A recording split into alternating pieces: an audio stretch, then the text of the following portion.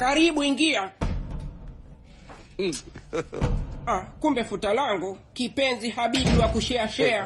Wewe si cheki na malaya 32 nini? Kaza. Fala wewe.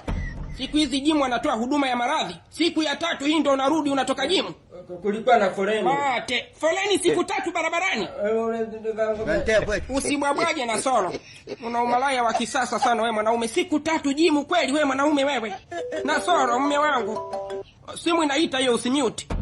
Chuma inaita hiyo na soro. Inaita ndio. Pokea tusikie ni nani huyo anakupigia.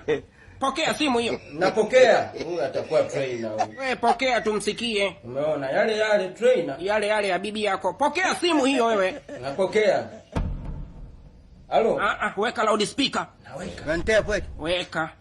Tumsikie. Halo. Jamani asante sana umeninikesha. Wewe kama unataka kujifunza Kiingereza kwa Kiswahili, nenda Play Store na download application ya Tita Zungu. Umenipa mapenzi matamu sana wewe mwanaume. Tunakutana lini tena au nije huko kwako? Njoo kipenzi changu. Niko na mke wangu hapa. Mimi nataka nije na soro. Mwambie aje.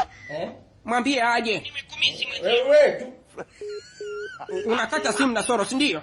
Sijakanyemeka. Malaya. Amekata mwenyewe. Yaani leo utaruka na ndimu vibaya mno. Wewe kama umelaaniwa laana yako itakuchinja.